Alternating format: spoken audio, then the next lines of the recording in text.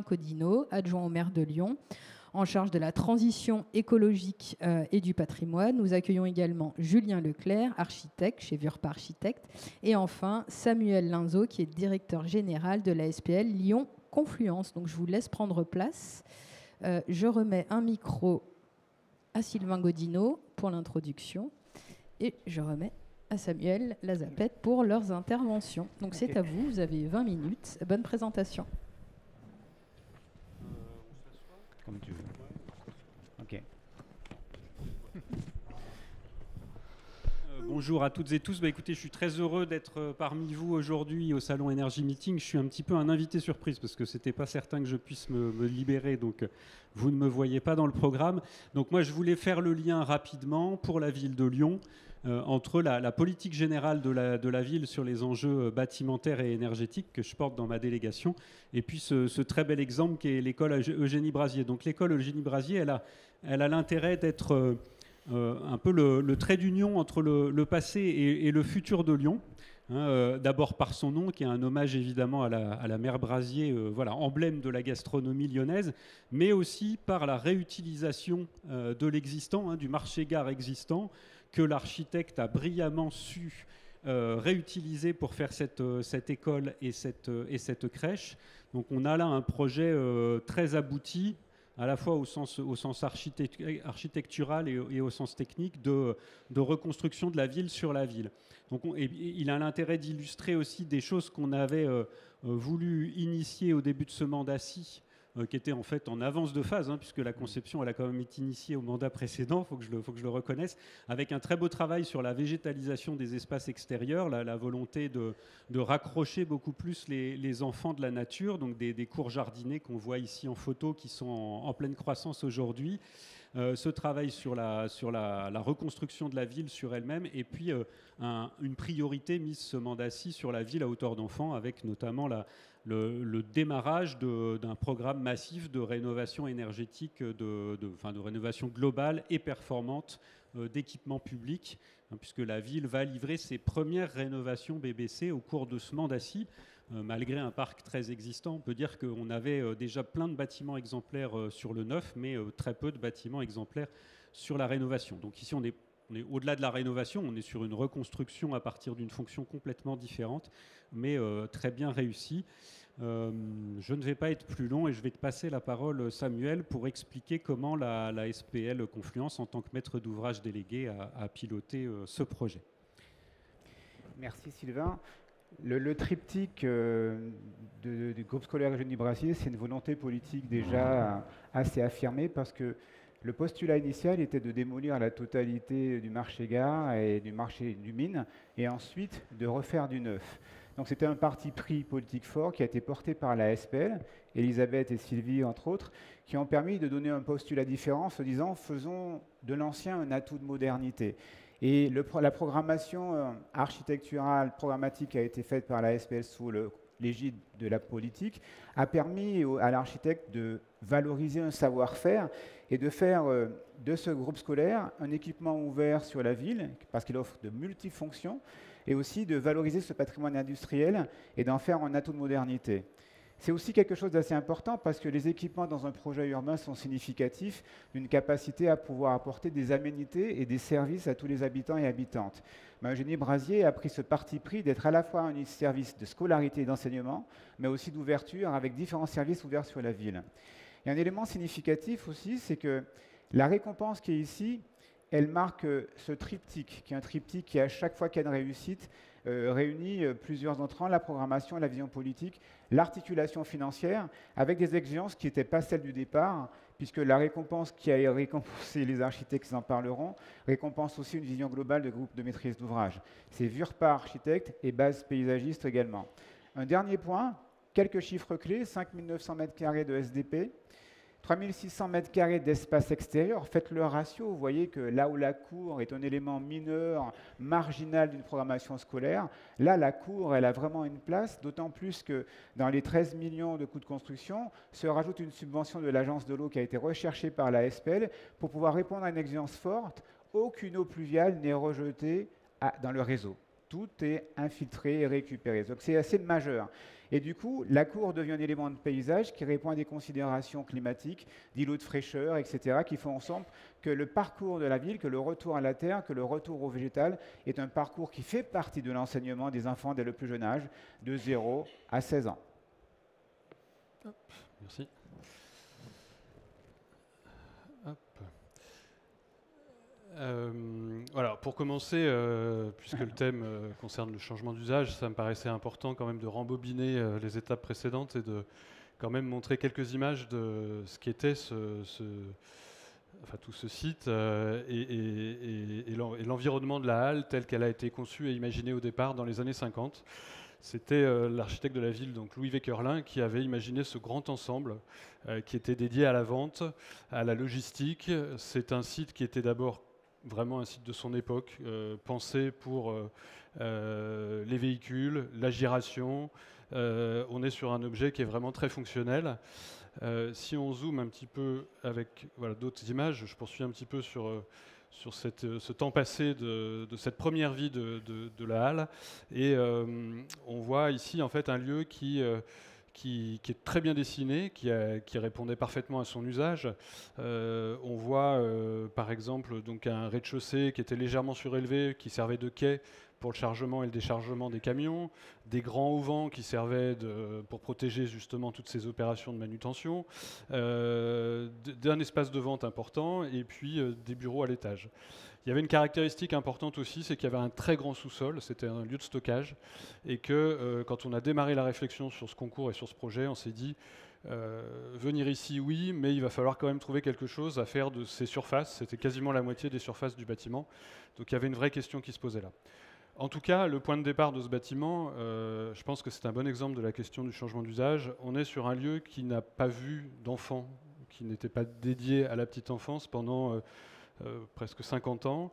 C'était un lieu probablement très inconfortable, ce n'était pas du tout l'objectif initial. C'est un lieu aussi qui n'avait pas laissé de la place pour la végétation. On le voit sur les photos, c'est un lieu aride. Donc on est parti de loin, je crois qu'on peut le dire, en se disant mettre une crèche, 45 berceaux de petits-enfants et une école maternelle dans ce lieu, au départ, c'est une idée bizarre quand même. Pour autant, ce bâtiment là qu'on voit sur les premières phases de chantier, là on était dans la phase de curage, c'est-à-dire qu'on a vraiment remis les structures à nu, on a retrouvé la grande échelle, ce système constructif. Ce système constructif, il a l'avantage d'être simple, répétitif, il y a une grande économie de matière, une structure en poteaux, poutres, le béton utilisé avec économie mais intelligence. Des petites toitures, alors qu'on ne voit pas ici, mais qui sont faites de 3 fois rien, de quelques planches. C'est ainsi une petite présence de bois, mais très, très légère et très efficace. Et puis une trame qui était, on va le voir, assez adaptée au nouvel usage. Dernier point, on a de part et d'autre des grands auvents qui servaient donc à protéger auparavant les camions. Et quand on est allé sur place, évidemment, l'image qui vient tout de suite quand on se baladait sur le site, c'est de se dire on a trouvé les préaux, c'est effectivement là que les enfants vont se placer. Et cette petite dénivellation, elle va être ludique aussi pour les enfants dans l'apprentissage de la mobilité. Alors voilà, ça c'est un croquis qui date presque du concours, qui quelque part résume un peu les intentions de projet et l'approche sur l'intégration de cette école dans ce bâtiment. On voit en position centrale en fait, que naturellement dans les trames structurelles on pouvait trouver des circulations, des grandes circulations qui allaient pouvoir irriguer tout le bâtiment à tous les niveaux. On avait à droite, à rez-de-chaussée, des salles d'évolution qui pouvaient profiter d'un volume un peu plus haut. C'était comme ça dans le bâtiment initial. Ça fait partie des heureux hasards qui sont inscrits dans l'identité du bâtiment. Et puis sur la gauche, on était tourné côté cours maternelle. On pouvait mettre les classes de maternelle et les classes élémentaires l'une sur l'autre, à condition d'intervenir sur la structure. Et à cet endroit-là, c'est là qu'on a reconstitué des planchers en bois béton, avec une fine dalle de béton, mais surtout un bois qui est resté apparent et qui est un bois local, du Douglas, qui provient de la région. Pour ce qui est de la question importante que je citais tout à l'heure, qui concerne l'utilisation de ce qui était un sous-sol, en fait, on a transformé ce sous-sol en niveau bas, en venant creuser le long du bâtiment, sur la partie droite. On a dégagé en fait une façade qui était déjà un petit peu dégagée parce que le niveau était partiellement enterré, mais on a fait ce petit trou supplémentaire pour vraiment dégager une façade, dégager des locaux sur toute la longueur du bâtiment. Et ça nous a permis de loger le programme et même des locaux en plus, des locaux qui n'étaient pas prévus. On a pu profiter de toute cette surface disponible. Et en venant placer le programme ici, on a aussi, par un effet de déplacement des éléments, pu dégager une cour sur le toit, qui était un autre élément important du site, parce que le cœur d'îlot défini par la nouvelle organisation était un peu petit. Donc ça permettait d'apporter d'autres qualités aux espaces extérieurs, d'avoir une pluralité d'espaces extérieurs. Voilà.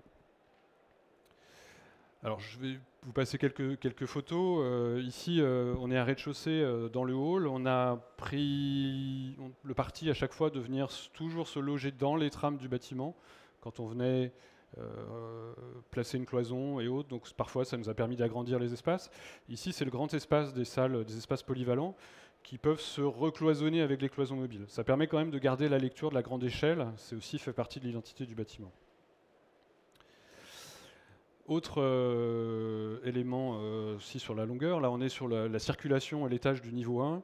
Ce qui est intéressant dans cette configuration, c'est qu'on a la façade, le couloir et les salles de classe. Donc en fait on a un dispositif qui était induit par la structure et l'épaisseur du bâtiment. Il a fallu composer avec, mais en fait c'est plutôt un avantage, c'est-à-dire que ça a permis d'avoir une circulation qui est un peu plus généreuse que ce qui est prévu en général dans les programmes, donc on peut en faire aussi autre chose et pas qu'un couloir. On a aussi de l'éclairage naturel. Ça, c'est aussi intéressant parce que les circulations, les couloirs sont des vrais lieux de vie dans les écoles. Et puis, ça permet de ramener de la lumière naturelle sur le côté de la classe et de rééquilibrer des classes qui sont souvent un peu trop mono-orientées. Dernier point, ça permet aussi de faire des ventilations naturelles. On ne le voit pas ici, mais sur la porte qui est à gauche, on a une grille. On peut laisser la porte ouverte. On a aussi des grilles sur les fenêtres et on peut comme ça faire au moment les plus chauds, à l'intersaison, profiter des changements de température dans la journée pour créer ce courant d'air qui va permettre de rafraîchir les lieux.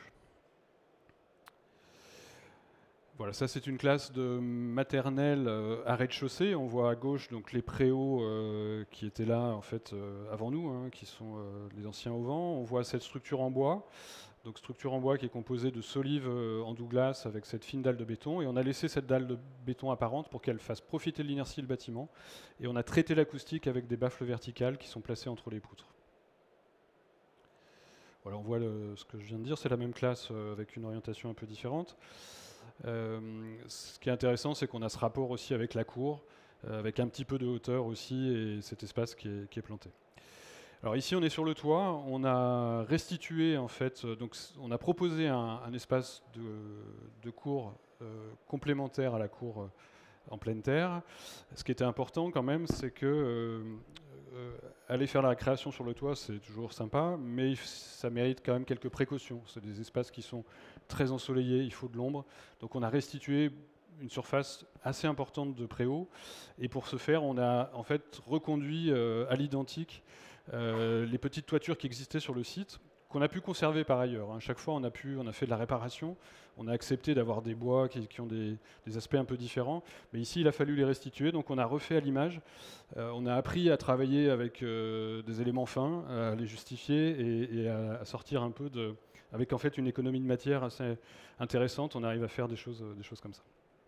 Ce qui est intéressant avec le bois aussi dans ce bâtiment, c'est que ça a permis d'apporter une douceur qui, quelque part, n'existait pas dans ce lieu qui n'était pas fait pour ça et où le bois était quelque part malvenu par rapport à ces questions de logistique et autres. Avec ces surfaces supplémentaires, on a pu aussi proposer des espaces complémentaires. Ici, c'est une serre. Alors, depuis, on l'a un petit peu plus fermée. L'avantage, l'intérêt, c'était plutôt d'essayer de sortir de la dualité classique salle de classe, cours de récréation. Ici, on a d'autres espaces, d'autres ambiances, vraiment des lieux avec des qualités de confort différents en fonction des saisons. Et ici, par exemple, c'est un espace qui est intéressant sur les saisons intermédiaires, au printemps, à l'automne, pour faire des activités de lecture, de plantation et autres, enfin tout ce qu'on peut imaginer, et peut-être aussi tout ce qu'on n'a pas imaginé. Ici, on est sur la façade qu'on a dégagée sur ce niveau bas, cet ancien sous-sol qui est devenu un niveau bas, qui est devenu en fait une sorte de cour anglaise, qui a permis à la fois de faire une mise à distance du parvis vis-à-vis de la classe, et aussi de créer un espace comme ça, gradiné, planté, dans lequel on a des activités. On a aussi les salles de repos des équipes enseignantes, des équipes de la crèche aux extrémités. Mais on a, pareil, un petit gradin pour faire un atelier de lecture, un petit rassemblement. C'est des lieux qui sont intéressants pour toutes les activités périscolaires. Les enfants passent des journées très longues, peuvent passer des journées longues dans ce lieu, le périscolaire, le scolaire et autres. Donc c'était intéressant qu'il y ait des ambiances aussi différentes, qu'ils aient le sentiment aussi quelque part de pratiquer des lieux différents. Donc sur ce principe, on a proposé d'aménager des salles avec des tonalités, pour le coup, ici assez marquées, plutôt que de les affecter à des programmes ou à des fonctions, d'essayer de donner plutôt une tonalité chaude, froide et autres. Voilà, ça c'est pour la partie, dans la partie changement d'usage, il y a évidemment l'utilisation de l'existant. Dans ce projet, il y avait aussi une partie en extension. J'en dis un mot parce que en fait, l'exercice pour nous, il était intéressant. On a vraiment repris les mêmes principes. Il y a une filiation entre l'ancien et le neuf. On a réutilisé le béton en faisant une structure, une grille assez fine. On est venu poser un toit, une charpente légère en bois. On a joué aussi un découpage de rythme. Alors ça, c'est plus pour nous, mais cette division en trois, on est vraiment calé sur le bâtiment. C'est une sorte de jeu un peu géométrique. Pour d'autres usages, une autre échelle, mais c'est vraiment il y a une filiation entre cette extension et le bâtiment d'origine. Voilà, on voit les espaces intérieurs, de la lumière à chaque fois et des possibilités toujours aussi de ventilation traversante, ventilation naturelle traversante. Alors il y aurait beaucoup à dire aussi sur la question du paysage. Alors là c'était juste après les plantations, donc c'était encore naissant. Mais il y a tout un jeu qui est intéressant sur la question de la géographie et de qu'est-ce que c'est qu'être dans la confluence. Ici on a fait un jeu avec la récupération des eaux pluviales qui sont guidées dans ces petits caniveaux qu'on voit ici et qui représentent en fait la géographie locale, hein, le Rhône et la Saône qui se rejoignent et puis qui traversent la cour pour aller se jeter dans un espace planté. Qui représente voilà, toujours la géographie. On a aussi au cœur les rochers de la Croix-Rousse, à l'ouest, les zones plantées avec un petit potager. Voilà, c'est toute une histoire à petite échelle qui se raconte ici et qu'on voit ici avec une vue aérienne globale. Dernière image, par rapport à cette question d'usage, ce qui est intéressant pour nous, c'est de se dire que quelque part, on est parti d'un bâtiment qui n'était pas du tout fait pour son usage final. On est parti d'un programme qui était très rigide. Les programmes des écoles pour la ville de Lyon, c'est normal, sont forcément s'appliquent à un volume, à une quantité d'écoles tellement importante que les choses sont très normées. Mais là, c'était l'occasion de pouvoir faire des pas de côté, de pouvoir proposer. Et quelque part, je dirais que c'est un peu la magie de la réhabilitation et de ce changement d'usage. C'est que je pense qu'au final, on a peut-être fait une école plus intéressante que si on l'avait fait neuve. Et c'est un peu, je dirais, la leçon de la réhabilitation sur ce projet-là.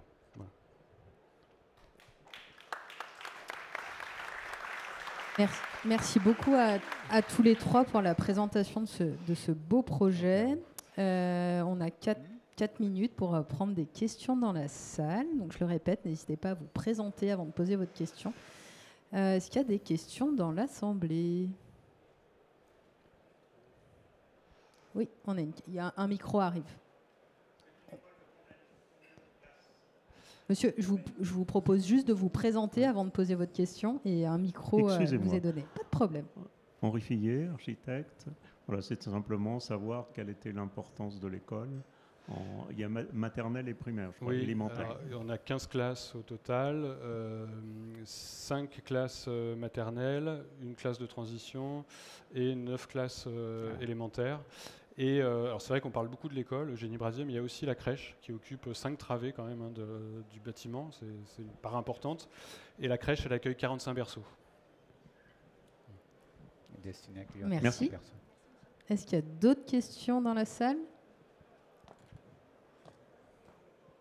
Oui, on a une question au fond. Le temps que la question arrive, je souligne, parce que vous avez été trop modeste pour le préciser, mais que Ce projet a été largement primé, hein, donc Équerre d'Argent 2023 et offre du festival Ville Aménagement Durable, enfin du réseau Ville Aménagement Durable, en 2023 aussi. Je vous laisse. Bonjour, Marion Bochirol, architecte d'intérieur. Vous nous aviez pas parlé des mouches arabiées, entre guillemets, de briques. Oui. Est-ce que c'était dans les bâtiments existants? Et parlez-nous un petit peu de cette partie-là. Merci. Alors non, effectivement, c'est marrant, on me pose souvent la question, c'était pas là. Comme vous avez vu sur la photo, là, on a vraiment remis à nu la grille, ce que j'appelle la grille, hein, c'est ça. Donc il a fallu en fait retravailler effectivement ce jeu de remplissage, alors qui se fait à l'intérieur par des cloisons en bois, des choses comme ça, mais sur l'enveloppe, se poser la question du matériau qu'on allait utiliser. Il y avait la volonté à la fois d'avoir des parties pleines et puis parfois on avait besoin de filtres, hein, parce que la cour de récréation sur le toit, pas forcément besoin d'être en vitrine non plus. Donc c'est vrai que c'est un thème assez à la mode, mais on a été tenté par ce jeu de briques. Pour aller au bout même du sujet, quand on a fait le concours, on avait imaginé pouvoir utiliser des gisements de réemploi complets. C'est pas évident parce qu'il faut avoir le volume à l'instant T complet, il faut l'entreprise, on lui met la pression sur le délai, elle a tant de temps pour faire et il faut qu'on ait quand même une certaine homogénéité des briques. Enfin voilà, c'est un vrai sujet sur lequel je pense que les choses vont progresser dans les années, les mois et les années à venir, ça va vite. Mais du coup, on a trouvé une solution avec un gisement de briques qui étaient des briques de rebut. C'est-à-dire qu'un fabricant qui, quelque part, j'ai jamais bien compris ce qu'elles avaient qui méritait qu'elles soient au rebut, parce qu'en fait, nous, on les trouve très belles. Et même, pour tout vous dire, au départ, on avait prévu, dans les travaux, comme on ne savait pas ce qu'on avait, de faire un badigeon pour remettre une teinte uniforme à ce bâtiment. Et puis quand on les a vus, ça c'est aussi les heureux hasards quelque part du réemploi, on a dit mais en fait elles sont magnifiques, c'est exactement la teinte qu'on veut. Je ne vais pas vous mentir en vous disant que c'est ça qu'on voulait depuis le début, c'est pas vrai. Donc on a rebondi sur ça et la tonalité était parfaite et donc on s'est adapté. On a fait un permis de construire modificatif et puis voilà. Et Elisabeth les a comptés, Elisabeth Kern qui est présente, qui a travaillé dessus pendant près de 5 ans au final, entre la phase ingénierie et la phase travaux, janvier 2021, juillet 2023, et elle les a comptés 77 000 briques. Merci pour cette précision sur le nombre de briques. Est-ce qu'il y a une dernière question avant qu'on passe à l'intervention? Donc ça sera la dernière question. À vous, monsieur. Christophe Royer, ingénieur conseil en efficience énergétique. Quels sont les feedbacks de leurs utilisateurs sur cette école? Vous avez des satisfactions ou des bémols manifestés? Alors, on a une situation qui est un peu atypique dans la mesure où l'école n'est pas rentrée en fonctionnement intégral. C'est-à-dire qu'on a 15 classes, mais comme l'école va se remplir au fur et à mesure de la démographie du quartier, les bâtiments sont en train de se construire, toutes les classes ne sont pas remplies, donc on a démarré avec 3 classes, 3 classes, et on monte en régime, et là je crois qu'on est à 7 maintenant, donc on est dans un mode de fonctionnement qui est un peu particulier, et puis on a la crèche juste à côté. La mise en route, elle nécessite je crois qu'il y a des questions sur l'accompagnement aussi qui sont hyper importantes. On est encore dans ces sujets d'accompagnement, on a une réunion encore la semaine prochaine. C'est pas évident d'arriver à transmettre aussi aux utilisateurs ces gestes qui sont fondamentaux, parce qu'on a fait le choix d'un bâtiment sans climatisation, donc ça nécessite l'intervention humaine. Et ça, le grand public aussi ne comprend pas forcément, parce qu'ils imaginent qu'une école exemplaire qu'on livre en 2024, il n'y a rien à faire. Et en fait, non, on est en train de leur expliquer qu'il faut être hyper actif, réactif en tout cas, organisé un peu pour ça. Voilà, on se rôde, je dirais, on se rôde sur l'utilisation des brasseurs d'air. En fait, il y a des choses comme ça qui paraissent assez évidentes, mais qu'il faut expliquer. Voilà. Je fais très court pour rebondir là-dessus, pour dire que c'est la même chose dans toutes les écoles que livre la ville de Lyon en ce moment, et je pense au-delà de la ville de Lyon. J'étais à l'école Laborde dans le 9e arrondissement récemment, où on a aussi ce système de surventilation nocturne qui est envisagé, avec des très grosses menuiseries qui peuvent s'ouvrir tout en permettant la sécurité du bâtiment, donc sans risque d'intrusion. Et on a eu un débat un peu sibyllin pour savoir si c'était le personnel technique de la ville de Lyon, de la direction de l'éducation, ou la communauté enseignante qui devait penser à les ouvrir le soir et les refermer. Il y a un énorme travail d'accompagnement et quand on parle de sobriété, je pense qu'un message à passer très fortement, c'est d'arrêter le message de dire que la sobriété ne coûte rien, qui pour moi est vraiment contre-productif. La sobriété, ça ne coûte rien en investissement, ça fait même des économies d'investissement en général. Par contre, ça nécessite d'accompagner les usagers, de faire en sorte qu'ils s'approprient les sujets. Donc ça me permet de passer ce message. On a un gros travail à faire dans toute la chaîne, entre les concepteurs, les mainteneurs derrière qui prennent en charge le bâtiment, qui sont plutôt techniciens. On a par exemple de la ventilation adiabatique dans nos équipements. Les usagers ils nous disent mais vous avez mis la clim et on ne peut pas contrôler la température. Non, ce n'est pas une clim la ventilation adiabatique. Donc tous ces sujets-là, le brasseur d'air qui est un nouveau sujet aussi, la gestion des brises soleil orientables, tout ça, aujourd'hui, c'est pas géré, pour le dire simplement, et les usagers, ils connaissent pas, donc ils savent pas ce qu'ils doivent faire. Donc on a un gros travail, nous, de formation, et quand je dis nous, c'est vous aussi, communauté sachante. Il faut qu'on arrive à avoir ces formations un peu clés en main, ces temps de sensibilisation des usagers, sachant qu'il y a 2000 agents à la direction de l'éducation de la ville de Lyon, donc il y a du monde à sensibiliser. Merci Sylvain Godineau pour cette précision et peut-être qu'on peut se donner rendez-vous dans 2 ans pour la future édition des Energy Meeting pour, au-delà du changement d'usage, avoir un retour d'usage sur cette école et peut-être sur toutes les nouvelles écoles de la ville de Lyon pour voir comment les usagers arrivent à s'en saisir et à les faire fonctionner. Merci à tous les 3. Merci. Je vous invite à regagner vos places. Merci pour eux.